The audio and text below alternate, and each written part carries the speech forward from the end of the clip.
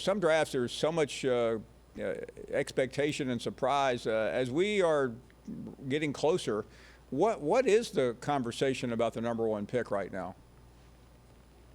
Well, it's fascinating because, a lot of people obviously it's going to be a defensive player. I mean, I think we all feel pretty confident in that just because the quarterback class isn't all that heralded. But the idea that suddenly a guy like Travon Walker could be even considered at number one is something that continues to fester. And I think the fascinating component of that is obviously that maybe his college productivity doesn't match being a number one overall pick. But the one thing that keeps coming up, and I think Dan Orlovsky mentioned this, is that Jacksonville is still a team that could potentially look in that direction. You've got a guy in Trent Baalke. When he was with San Francisco, he was really all about physical traits over college performing. And this with Walker feels like exactly that type of guy. I'm not saying it happens. I'm just saying it is fascinating as the draft nears closer that is even a major point of conversation. Yeah, and Jeff, he's moved up the so-called mock drafts. He's up to number 6 from considerably farther back. What would it take at this point to unseat some of the people like Hutchinson and others at the top? It takes one team, Paul, and that's, we see that with quarterbacks every year.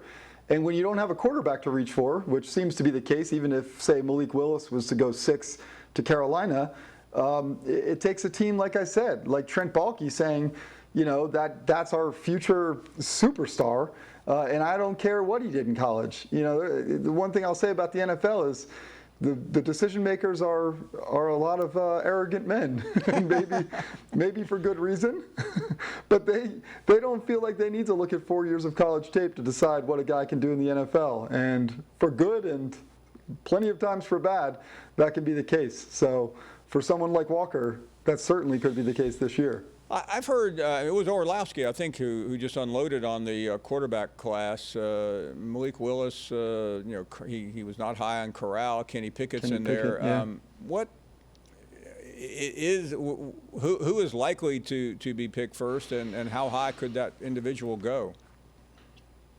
Well, like I said, you got Carolina at 6. And I think that what we saw in the NFL with all the craziness that occurred in free agency, or I should just say the offseason in general with the quarterback position, is a result of teams looking at both free agency, which really was unheralded. I mean, Mitch Trubisky and Jameis Winston were the 2 biggest quarterbacks in free agency.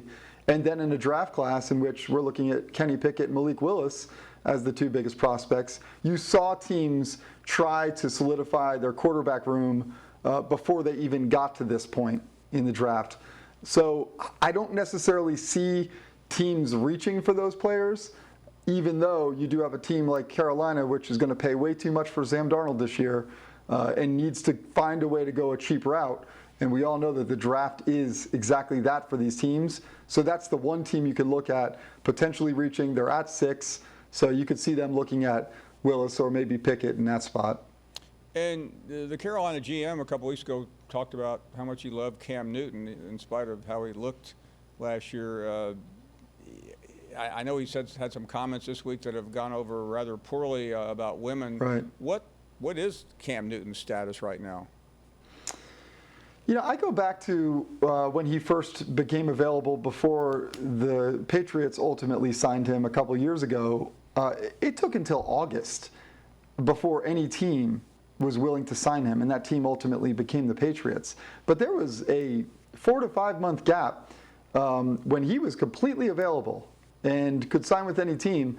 And 31, if you include the Patriots in that, 31 teams were not interested in taking a shot on him. Now, Cam might have been asking for too much money at that point. We don't know what he's asking for now. But there wasn't much of a market for him then.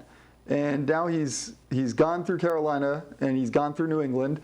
And I personally kind of sense that this might be the end of the road for Cam in the NFL. It only takes, again, it takes one team. But to me, those teams had their shot with Cam a couple years ago. And I don't know that he's done that much in these 2 seasons since to show any of those teams that maybe now is the time for them to take another chance. Thank you for watching ESPN on YouTube. For live streaming sports and premium content, subscribe to ESPN+.